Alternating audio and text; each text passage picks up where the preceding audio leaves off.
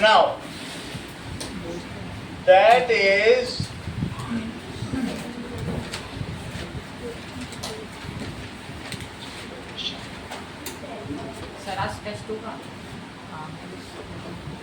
वो बाद में देखेंगे, होगा तो जरूर लिखो। That is सर विधान कह रहा है यही पढ़ा दो। हट सर मेरा तो यहीं पे पढ़ाएंगे, कोई बात नहीं। सर मैंने नहीं कहा, इसने कहा है। मैंने अच्छा तो तो कहा। वहां पढ़ा देंगे, जहां कहोगे वहां पढ़ा देंगे। अब चलो, दैट इज, अब आप देखिए कि when we draw plane curve,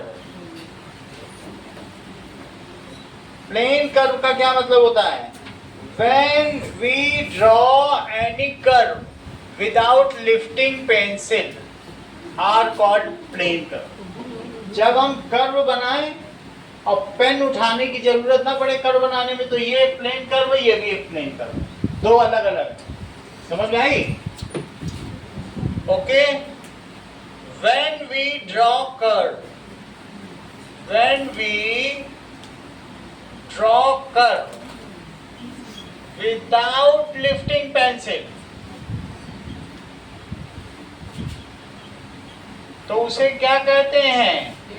is called plane curve. ठीक है, plane curve is also called simple curve, simple curve. अब आगे देखो, now that is when a closed simple curve, simple curve, when initial point and final point they join। तुमने A से शुरू किया, बढ़ते चले गए और A पे ही फिर आ गए, तो क्या हो गया? when initial and final points are same, that means coincide, वो आपस में क्या करते हो? coincide, then it is called closed simple curve। जो closed simple curve होता है, it does not intersect in between, ये in between में intersect नहीं करता। मेरा कहने का मतलब है, अगर ऐसे हो गए और मैं कहूँ ये ऐसे कट के तब मिले, तो क्या ये क्लोज्ड सिंपल कर्व कहलाएगा? नहीं, not a closed simple curve. और जबकि ये क्या है? Closed simple curve, closed simple curve, so it is not a closed simple curve। अगला देखो, that is, अब हम देखेंगे that is polygon। पॉलीगन का क्या मतलब होता है? दैट इज दो simple curves, those closed simple curves which are made of line only, closed simple curve which are made of lines only। Line segment जानते हो? लाइन का टुकड़ा ओनली, ठीक है, विच आर मेड ऑफ, इन्हीं से बना, इज कॉल्ड पॉलीगन।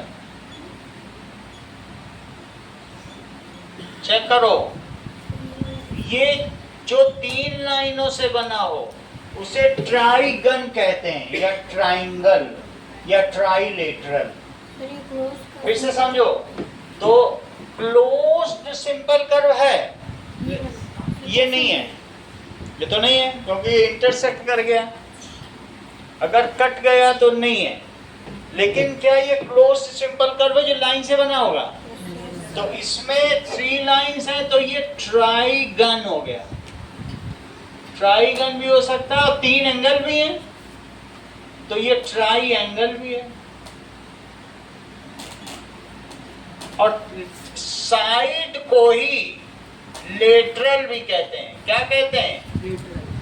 तो ये ट्राइलेटरल भी है। 3 साइड है, इसलिए इसका क्या नाम पड़ेगा?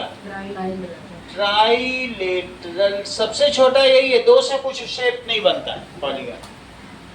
अच्छा, अगर मान लो 4 से मिलके बन जाए कोई चीज, तो जरा सोचो, यहां पढ़ो, तो क्वाड्रिलेटरल, 4 साइड है इसमें, तो इसको क्या कहेंगे? क्वाड्रिलेटरल। जो गन का मतलब होता है गॉन, वही साइड को भी कहते हैं और वही लेटरल को भी कहते हैं। और क्वाड्री का क्या मतलब होता है आराध्या? 4।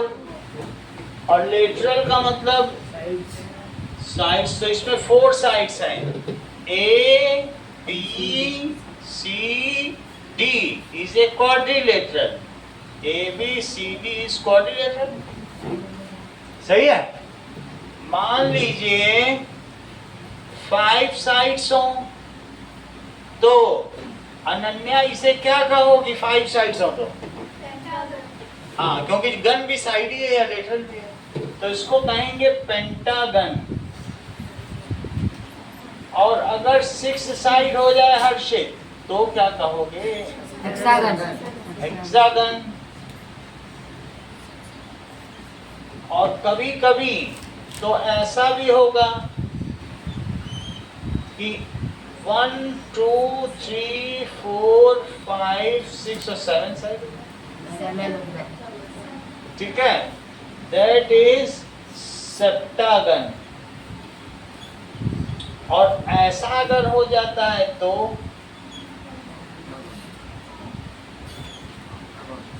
1, 2, 3, 4, 5, 6, 7, 8, तो ऑक्टागन। और ऑक्टागन के आगे होता है नैनोगन, और फिर क्या होता है? डेकागन, और फिर एक्डेकागन, और डोडेकागन। फिर क्या होगा? डोडेकागन, जिसमें 12 साइड हो, तो डोडेकागन हो जाएगा। और 11 साइड हो तो एक्डेकागन। डेकागन तो 10 सभी को पता है। अब देखो, हम लोगों ने देख लिया कि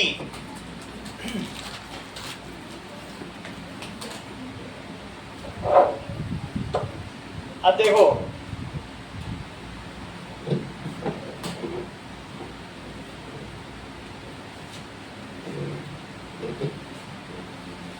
दो चीजें हम लोग देखेंगे, एक कॉन्वेक्स पॉलीगन, एक कॉनकेव पॉलीगन। जरा देखो, कॉन्वेक्स पॉलीगन चेक करो, जिसके सभी डायगोनल्स। सर ऑक्टागन के नीचे क्या लिखा है? नोनागन। नोना, नोनागन लिखो, नोनागन, नैनोगन नहीं। नोनागन और डेकागन। नहीं सर, वो ऑक्टागन के एकदम नीचे। ऑक्टागन, 2 डेकागन, 2 डेकागन, ठीक है? ये देखो, A, B, C, D, मुझे इसकी 4 साइड्स बताओ। AB है, BC है, CD और D है। 4 एंगल्स बताओ। Angle A, angle B, angle A को और क्या कह सकते कैसे अमर्त्या? दो और नामों से बुलाओ एंगल ए को। बहुत अच्छा। देखो ये कितनी अच्छी बात कर रही है, इन्होंने बहुत टेक्निकल बात कही। ये ए को बीच में बोल रही है, ये अपने आप में कितनी बड़ी बात है। ये बी ए सी कह रही है, बहुत बड़ी बात है। और यही अमर्त्या ही इसे सी ए बी भी बोल रही है। तो जैसे अमर्त्या ने बोला अगर एंगल ए बोलना है तो ए को बीच में रखो, बाकी इधर और उधर वाली साइड को दोनों तरफ से कवर कर दो। क्या एंगल ए का दूसरा नाम पूछ रहा हूं। अच्छा डी लिख दो। तो यहाँ बी ए डी और दूसरा क्या होगा डी ए बी। सी के आराध्या दो नाम बताओ। डी सी बी और बी सी डी। ये तो तुमने समझ गया। ये मुझे बताओ एसी क्या है आराध्या इसका? हाँ बहुत अच्छा, इन्होंने बताया अनन्या ने डायगोनल। डायगोनल देखो अनन्या क्या बता रही है, हम लोग भी समझें। अनन्या कह रही है साइड के अलावा अगर तुम किसी और चीज से मिला दो वो सब डायगोनल होते हैं। साइड को छोड़ के इससे मिलाया, इससे मिलाया, इसको इससे मिला दिया, इससे मिला दिया, तो इस तरीके से डायगोनल बनते हैं। तो हमने सबसे मिला दिया, सही है। अंदर ही अंदर मिला दो तो ए बी को छोड़ दो, उसके बाद वाले से मिलाओ। ए बी को छोड़ दो और उसके बाद वाले से मिलाओ तो डायगोनल कहलाता है। उसे क्या कहेंगे? डायगोनल। इसी तरीके से A B C D E, ए ई को भी छोड़ दो और उसके बाद वाले से मिलाओ, सही है। तो उसे क्या कहेंगे? डायगोनल। तो कॉन्वेक्स पॉलीगन क्या होता है बताओ? प्रियांशु, दिव्यांशु नाम है, दिव्यांशु बताओ। That is if all the diagonals of polygon lies inside diagram। मुझे बताओ एक मेरे पास ये पॉलीगन है, तो इसको मैं ए को बी को छोड़ दे रहा हूँ, अब सी से मिला रहा हूँ। तो मैं जब सी को मिलाता हूँ तो मुझे बताओ ये डायगोनल इस पॉलीगन के अंदर लाई करता है कि बाहर? अगर एक भी आउटसाइड है तो उसे कॉनकेव पॉलीगन कहेंगे। क्या कहेंगे? Concave polygon. तो इसमें लिखो डायगोनल लाइज आउटसाइड, बाहर लाई कर रहा है, so it is concave polygon. अगर कोई भी पॉलीगन के बाहर लाई कर जाए तो ऐसी स्थिति में ये रहा हमारा पॉलीगन और डायगोनल बाहर लाई कर गया। वो बात अलग है दिव्या कि एक अंदर भी लाई कर रहा है, लेकिन if any diagonal lies outside then it is. तो लिखो if all diagonals of polygon lies inside it,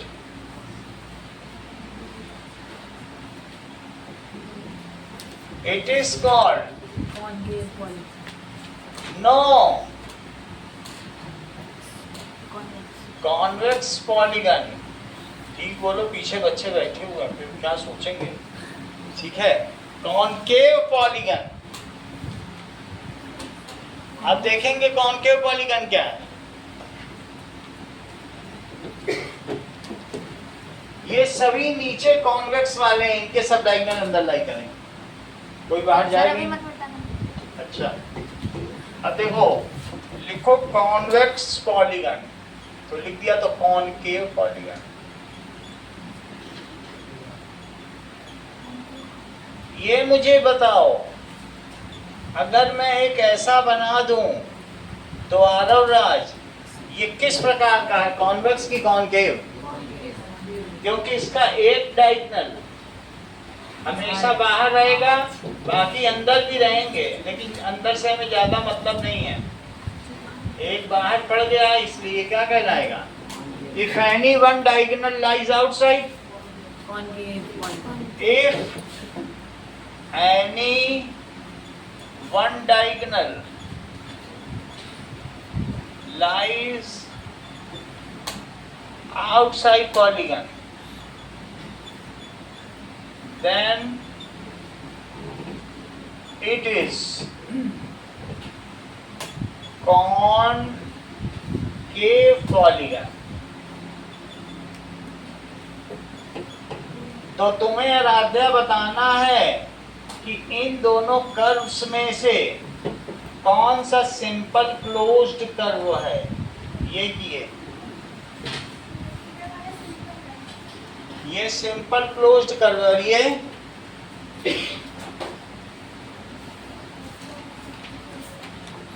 Amartya, बताओ आपका क्या नाम है? एक बार फिर से बेटा बताना। भावना ना, भावना बताओ कौन सा simple closed curve? Correct, second वाला।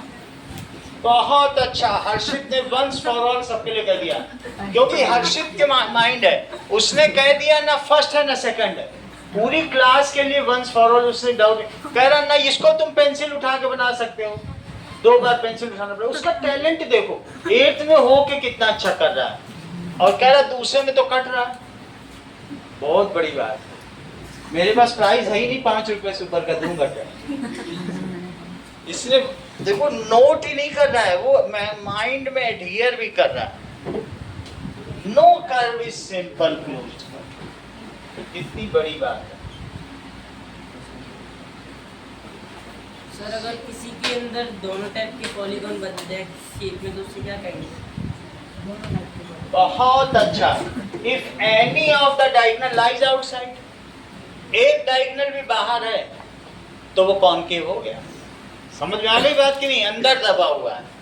जरा मुझे ये बताओ कि एक ये है और एक ये है, इनमें से शिवांश कौन सा पॉलीगन है?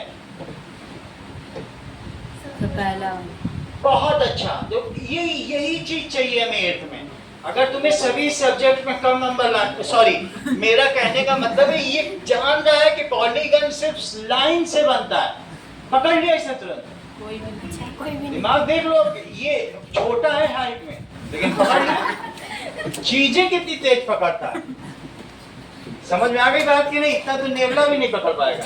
Now none of them are polygon because polygons are made of sides. ध्यान से सुनो शिवांश, दूसरी बार नहीं बोलता। None of them are polygon. Line से बनते हैं। लो तो वो भी बता दे। कितना अच्छा अंकन को मानेगा देम, और क्लास से बंकन भी नहीं करता। Them, none of them are polygon. यहां तक समझ आ गई? बिकॉज इसमें कर्व मिल गया, और पॉलीगन तो सिर्फ लाइन से बनता। चलिए आगे देखिए। That is what does it mean by regular polygon? Regular polygon किसे कहते हैं? नोट करो। Regular polygon, if in a polygon, if in a polygon all sides are equal, सभी साइड्स इक्वल हो, and also all angles are equal, सभी angle भी equal हो जाएं, then it is called, इसे क्या कहेंगे? Regular polygon. ये देखो, अगर किसी ट्रायंगल में तीनों साइड इक्वल हो जाए और तीनों एंगल 60 डिग्री हो जाए, तो क्या अनन्या ये एक रेगुलर पॉलीगन होगा और इसका नाम क्या होगा? बोलो। Correct, triangle. Equilateral triangle. Harshit को हर चीज पता है, ये इसकी पुनर्जन्म की यादें हैं। ये देखो, हाँ हर्षित, क्या आप मुझे बताएंगे कि अगर इसकी चारों साइड्स इक्वल है और हर एंगल 90 है तो भी क्या इसे रेगुलर पॉलीगन कहोगे? तो इसका नाम क्या होगा? दोनों काम कर रहा है, वहां अंडे भी बेचता है, इधर इसने स्क्वायर भी बोला। आप समझो कितना मेहनत कर रहा है, ये समाज की सेवा भी कर रहा है और साथ में इसे ये भी मालूम है ये स्क्वायर। बताओ, 8 कलर का और दिमाग तो गिलहरी की तरह तेज है। तो तुम्हें समझ में आ गया 4 साइड वाला रेगुलर पॉलीगन क्या कहलाता है और 3 साइड वाला रेगुलर पॉलीगन इक्विलेटरल ट्रायंगल। सही है। अब देखो दृष्टि, दैट इज 5 साइड वाले रेगुलर पॉलीगन को क्या कहोगे? बोलो। 5 साइड के रेगुलर पॉलीगन को क्या कहोगे? बहुत अच्छा, कि किसने बताया होगा? डॉक्टर ने। देखो कितना अच्छा बता दिया। और कोई होता तो पेंटागन बताता, और उन्होंने बता दिया रेगुलर पेंटागन। ये फर्क होता है डॉक्टरी किए में और बिना डॉक्टरी में, ये फर्क। सर अंकल ने बोला अबे पहले अब मुझे भी लगी रहा था, दैट इज रेगुलर पेंटागन। इसको ये चीज मालूम है कि हर एंगल इक्वल है, हर एंगल इसका क्या है? इक्वल। ये सही है। और 6 साइड वाले को, इक्वल वाले को क्या कहोगे? रेगुलर बहुत अच्छा भावना, रेगुलर हेक्सागन, जिसकी सभी साइड्स इक्वल हो, सभी एंगल भी इक्वल हो, तो उसे क्या कहेंगे? हेक्सागन। हाँ डॉक्टर साहब, दैट इज एक हमारे पास ये शेप है जिसमें चारों साइड इक्वल है, इसे आप क्या कहेंगे?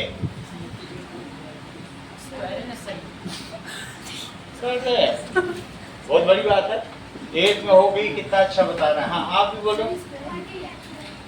बहुत अच्छा, इन्होंने कहा कि चारों साइड इक्वल हो, अपोजिट साइड्स पैरेलल हो, लेकिन एंगल तो इक्वल नहीं।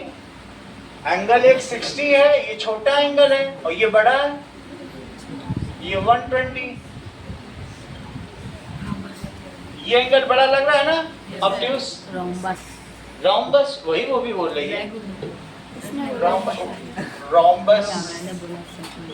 अभी फिर उसे जाना है बिजनेस पे, जब भी वो सही बता रहा, कितना अच्छा बता रहा है। ये समझ आ गई कि नहीं? रोम्बस बताया, समचतुर्भुज।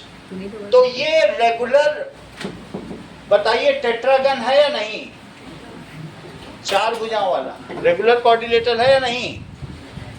बहुत अच्छा, रविंद्र ने कहा नहीं है। क्यों?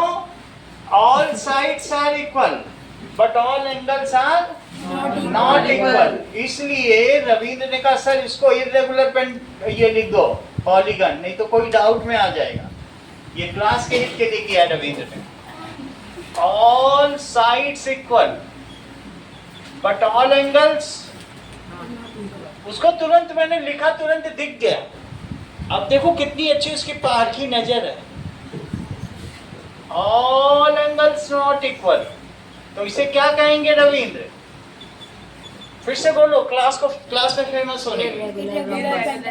तुम ही लोग फेमस हो जाओगे क्या? वो देखो कितना तेज है वो। ये सब डॉक्टर के साथ बैठने से हुआ है।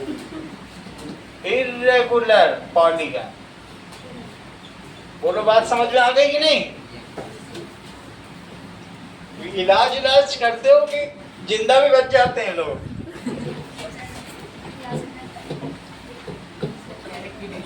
एक सिंगल टाइम ही इलाज किया करो बस, ज्यादा कह नहीं। रहे हैं हम सर बोल रहा है कि किडनियाँ बेचता है। तो तराजू में तौल के बेचते के ऐसे ही बेच देते हो।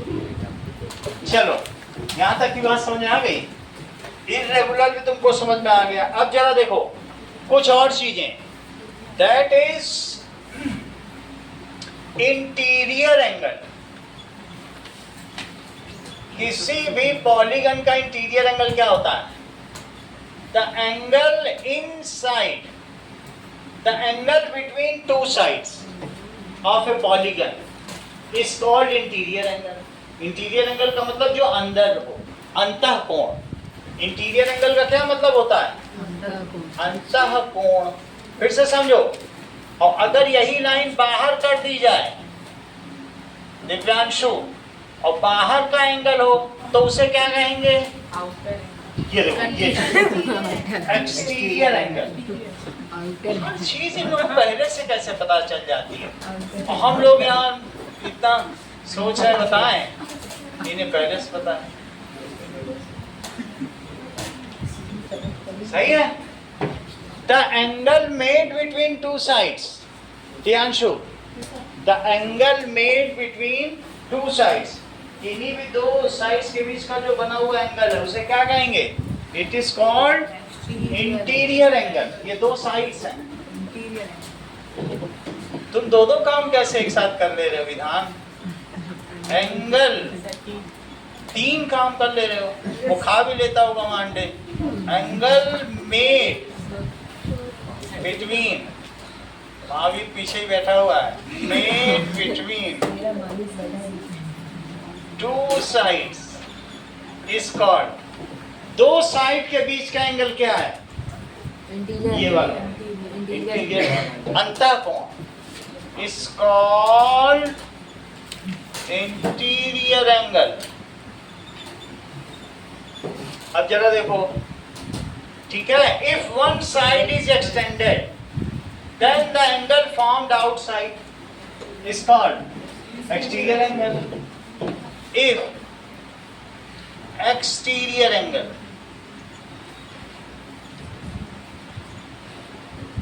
if one side is extended, then the outside angle is called। इसका एग्जाम्पल क्या है? Angle is called exterior angle, उसे बहिष्कोण कहेंगे। कौन सा कोण? और इसको अंतः कोण कहेंगे। फिर से समझो, मेरा कहने का मतलब है कि तुम लीनियर पेयर से क्या समझते हो? बहुत अच्छा। ये देखो, सबसे अच्छा इन्होंने बताया adjacent angles। adjacent angles समझो, that is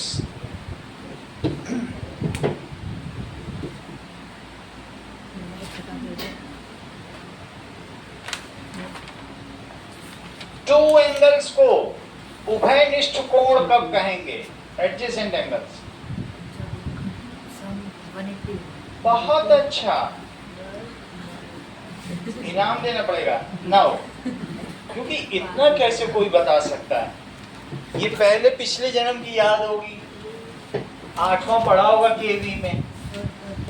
ये देखो, जैसे ये x है और ये y है, Divya, two angles having one common arm, A B इसकी क्या है? कॉमन आर्म, और ये non common arm, and non common arms opposite sides of common arms. Same side है कि अपोजिट? एक इधर एक उधर। जैसे मेरा घर बीच में, इधर अड़ोसी रहता है, उधर पड़ोसी, तो अड़ोसी और पड़ोसी। तो ये नॉन कॉमन आर्म है। ये कौन से हुए? Non common arm. और ये भी क्या है? तो ऐसे में जो बनने वाले एंगल x और y है, क्या वो एडजेसेंट एंगल्स हुए? सही है। यानी मैं कहूं कि इधर ये x है और इधर ही ये y है, तो क्या एडजेसेंट बोलेंगे? तब नहीं बोलेंगे, क्योंकि कॉमन आर्म तो यहीं से हो गई।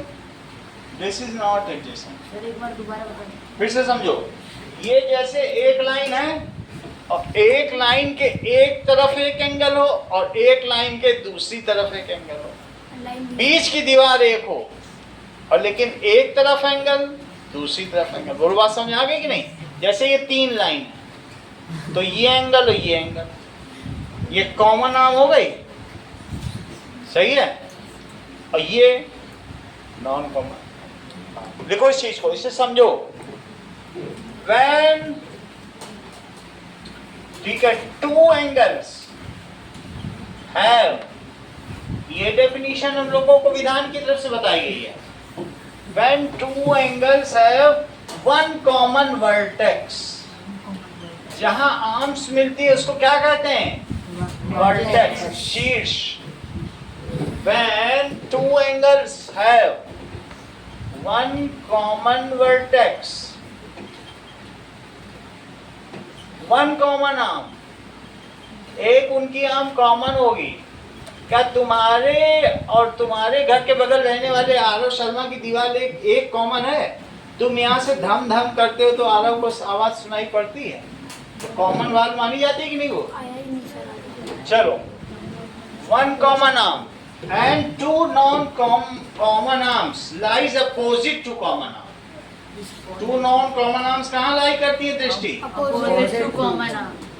2 non common arms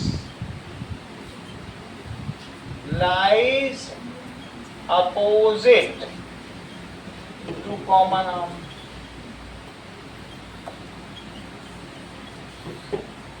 Then such angles are called, ऐसे एंगल्स को कहते हैं उभयनिष्ठ कोण, एडजेसेंट एंगल, एडजेसेंट एंगल्स। क्या आप मुझे बताएंगे हर्षित, इसमें कॉमन आर्म कौन सी है? बोलो दृष्टि, कॉमन आर्म कौन सी है? बी। बहुत अच्छा, जब से आई हो एक भी जवाब नहीं दिया तुमने। ए बी कॉमन आर्म है कि नहीं? वो हर चीज समझिए। हाँ, नॉन कॉमन आर्म दृष्टि कौन सी है? AD AC AD. Non common arm AC and AD। सब लोग नहीं बताना, दृष्टि से पूछा है। वर्टेक्स कौन सा है? ए। हाँ, वर्टेक्स है A। और ये मुझे बताओ एडजेसेंट एंगल्स कौन कौन से हैं? एंगल्स X and Y, सही है। If adjacent angles lie on a line, तो उसे क्या कहती हो? बहुत अच्छा अमर्त्य। इसे इतना कैसे पता? जब से इसने साइकिल ली है, नई साइकिल ये तेज हो गई है। When 2 adjacent angles lies on a line, किस पर खड़े हैं बोलो? Lies on line. या ये कह सकते हो कि व्हेन अ रे, एक रे खड़ी हो जाए एक लाइन पर, तो जो 2 एडजेसेंट एंगल्स बनते हैं वो आपस में लीनियर पेयर कहलाते हैं। क्या कहलाते हैं? देखो ये लाइन है, इस पे खड़ा कर दो, खड़ा कर दो, तो इधर का एंगल और इधर का एंगल क्या कहलाएगा? समझ आ गई कि नहीं? When a ray stands on a line, रे किस पे खड़ी हो जाए? रे तो जानते हो ना, एक और एरो बना होता है। When a ray stands on a line, sentence पूरा करवा दिया। Then it is called linear. तुमने तो दिल जीत लिया। हाँ तुम भी बोलो। Then it's both angles form a linear pair. आप बोलो।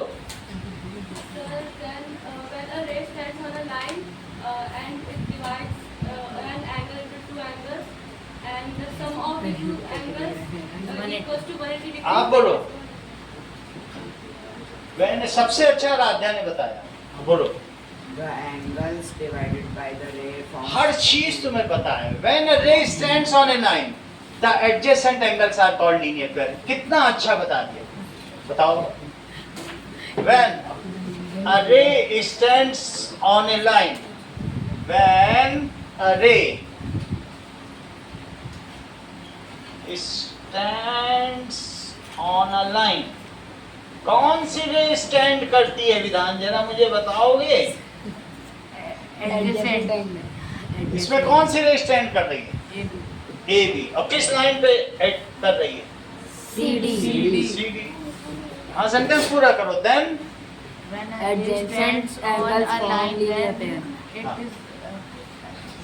Then it is called उसको दिमाग अंडे बेच में अभी की जाना है, पता नहीं। Adjacent बिग बार। angle form. देन जब 3 बार बताया सब पूरी class. Adjacent angle form. Then adjacent angles forms linear pair. महंगा चश्मा लगाओ, दिमाग तेज चलेगा। Then adjacent सर एंगल मैंने आएगा। angles form linear pair. 1.5-2 lakh का लगाओ, दिमाग उसके पीछे से ही तो निकलता पूछ है। रहा है किडनी बेचूं क्या? ये देखो, ये x है, ये y है, तो इसमें लीनियर पेयर क्या है? x and y are linear pair. Line पे ही तो दोनों एंगल बन रहे हैं। बताओ x और y एडजेसेंट एंगल्स हैं कि लीनियर पेयर? Linear pair. इसने सब बता दिया, बोलो दोनों ही है। यही शिवांश है, शिव का अंश है सीधा। x एंड y, तुम लोगों को सोचना पड़ता है, उसे सोचना नहीं पड़ता है। Linear pair. और मुझे ये भी बताओ दिव्य अधिकारी, x प्लस y कितना है? 180 हो गया। Sum of linear pairs is always 180. Mahavir. तुम सब लोगों ने 180 बोला, लेकिन महावीर ने सप्लीमेंट्री बोला। ये अंतर एक बिजनेसमैन इंटरप्रेन्योर में और एक मामूली आदमी में, जो उसके अंदर का स्टाफ है वो नहीं बता पाया, लेकिन महावीर ने बता दिया कि सप्लीमेंट्री। क्या बता दिया? सप्लीमेंट्री। चलो अब तुम लोग भी लिखो इस बात को।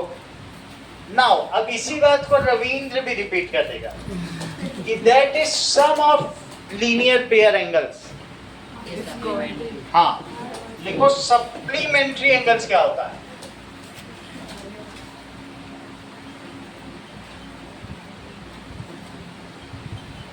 If sum of two angles is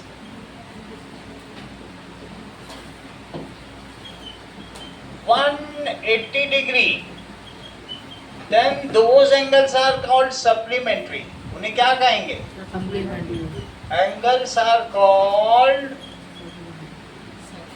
supplementary angles. उनको कोटि पूरक कोण कहते हैं। कहने का मतलब है a प्लस b अगर 180 हो जाए, then a and b are called Shivansh. उन्हें क्या कहेंगे? Supplementary angle. Supplementary angles.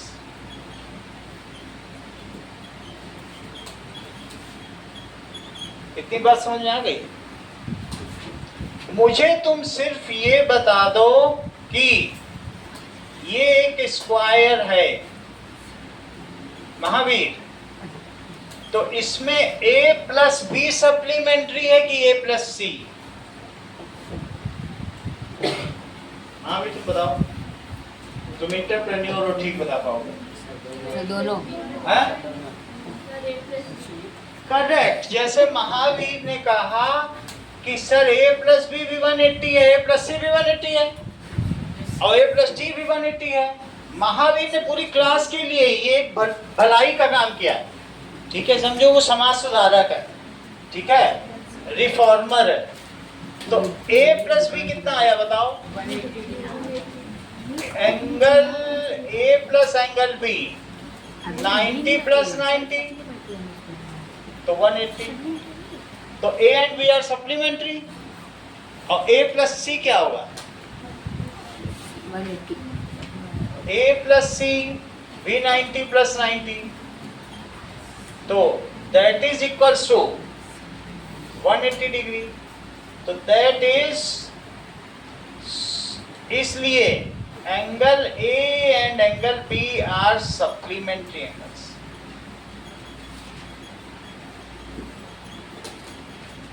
और angle A and angle C भी क्या है? सप्लीमेंट्री। इतनी बात समझ आ गई? मुझे सिर्फ ये बताओ, एक हमारे पास ट्रायंगल है, इक्विलेटरल ट्रायंगल, ये एंगल 60 डिग्री है और ये भी 60 डिग्री है। क्या तुम लोगों को ये मालूम है कि किसी ट्रायंगल के एक अंदर के सभी एंगल्स का सम 180 होता है? एंगल चलो। प्रॉपर्टी है। ये एंगल है, इसे 1 मान लो, इसको भी बाहर निकालो, हर एक को बढ़ा दिया जाता है साइड को, हर एक साइड को बढ़ाओ। और इसी तरीके से इस साइड को बढ़ाया, अब इस साइड को बढ़ाया, अब इस साइड को बढ़ाया, तो ये 2 हुआ। और इस साइड को बढ़ाया, तो मुझे ये बताओ कि 60 डिग्री प्लस 1 क्या होगा? 180 क्यों, ऐसा क्यों? लीनियर पेयर अच्छा, 60 प्लस 1 लीनियर पेयर। और मुझे बताओ 60 प्लस 2 क्या होगा? 180 वो क्यों? लीनियर पेयर अच्छा, रेखीय युग्म, तो 60 प्लस 3 क्या होगा? ओके, 60 प्लस 3 180, वो भी लीनियर पेयर। लेफ्ट वाली सब चीज को एक साथ जोड़ दो, राइट वाली एक साथ।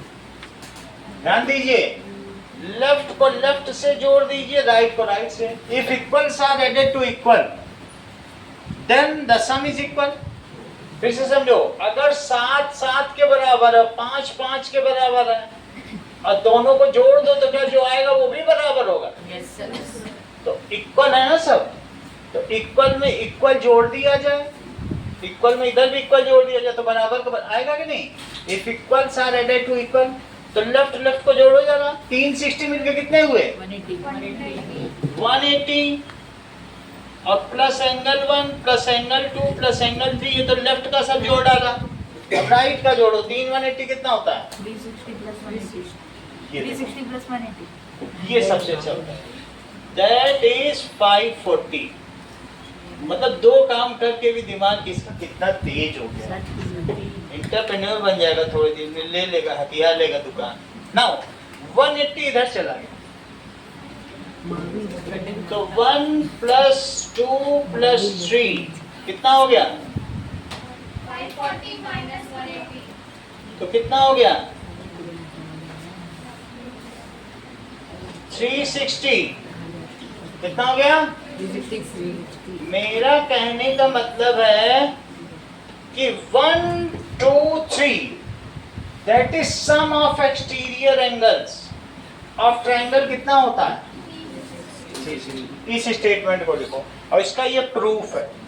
प्रूफ ऐसे करना है, तुम्हें क्या प्रूफ करना है? ये थ्योरम होती है। थ्योरम का मतलब कोई mathematical statement. Sum of exterior angles of triangle is 360 degree. कितना पाया गया बताओ? और ये देखो प्रूफ है। प्रूफ आ गया कि नहीं समझ में? बोलो। तुम्हें सिर्फ ये बताना है दिव्य अधिकारी कि sum of exterior angle of triangle 360 होता है कि sum of exterior angle of quadrilateral 360। Correct. देखो जैसे दिव्या ने बताया कि ट्रायंगल का तो होता ही है, क्वाड्रिलेटरल का भी होता है। बहुत बड़ी बात बता दी वो, जबकि अपने क्लास की टॉपर है। अब हम देखो ऐसा इसने कैसे बताया होगा। अब हम लोग सोचें,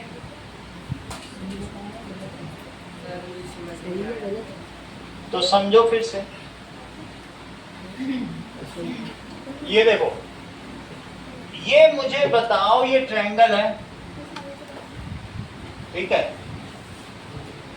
अच्छा, ट्रायंगल के अंदर एक एंगल 60 है और एक 70 है, तो तीसरा कितना होगा? बोलो रविंद्र। 50। तुम तो हर चीज जानते हो।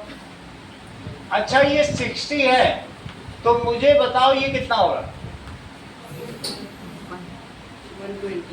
120। सब हितेश ही बताएंगे। रविंद्र तुम देर में दिमाग लगा रहे हो, बल्ब तुम्हारा लेट जल रहा है, बदलो इसको, बल्ब को। ये 130 130। तो ये वाली साइड है, ये इधर बढ़ाई, अब ये इधर बढ़ाओ, तो भी 130 होगा। इसको इधर बढ़ा दो, 110। अब इन तीनों को जोड़ो, 120 प्लस 110 और प्लस 130, 390. तो 360 डिग्री। देखो ये चीज सब इसको मालूम है, दिमाग है तो कर रहा है। ये क्यों राज कर रहा है विश्व में? माइंड की वजह से। मूर्ख होता तो राज करता। तो सम ऑफ एक्सटीरियर एंगल, इसको कितना पता चल गया?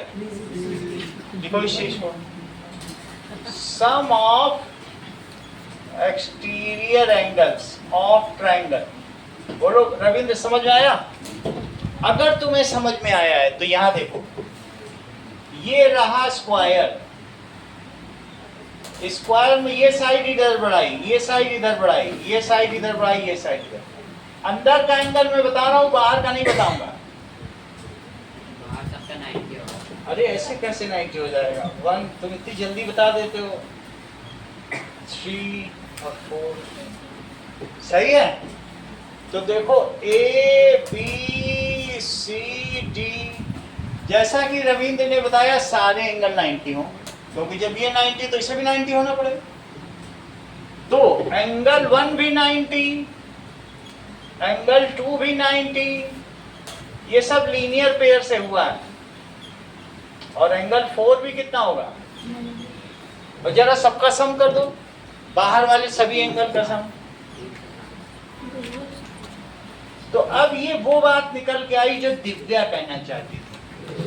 दिव्या ने क्या कहा था कि सर चाहे ट्रायंगल हो और या फिर क्या क्वाड्रिलेटरल, उनके एक्सटीरियर एंगल का सम हमेशा कितना होता है? 360। चेक करो,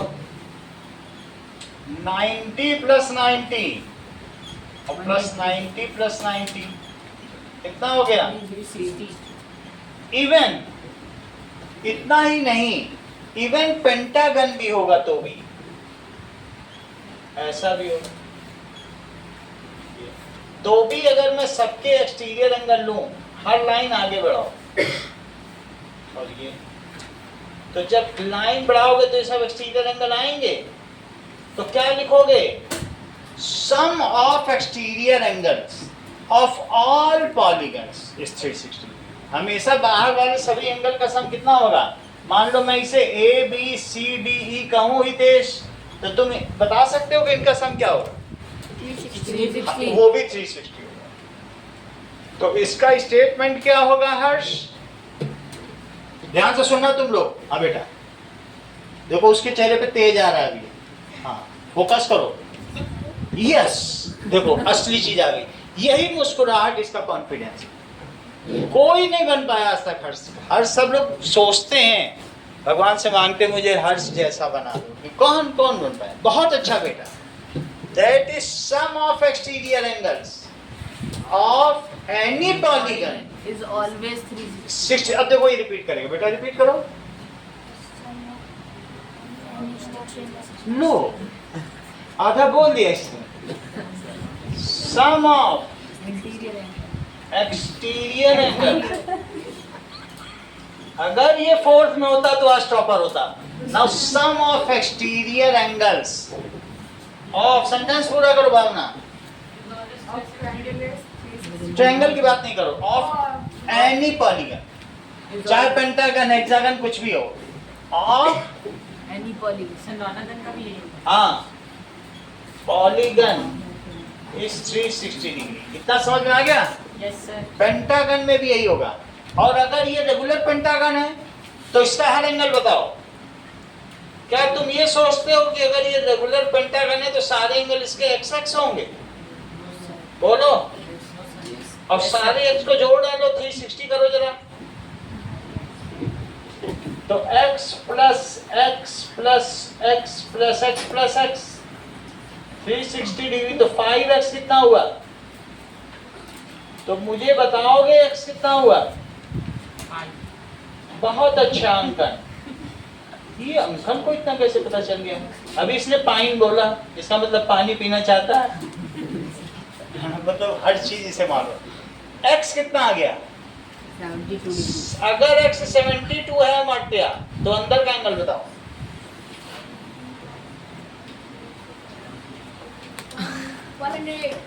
108। तो किसी भी पेंटागन का इंटीरियर एंगल क्या होगा? 108। सही है। रेगुलर पेंटागन होगा तो अनन्या इंटीरियर एंगल कितना होगा? 108, क्योंकि मिल के 180 होना है कि नहीं होना है? तो बाहर वाला निकल आया, अंदर वाला समझ में आ गया तुमको? चलो अब देखो कुछ चीजें तुम्हारी की।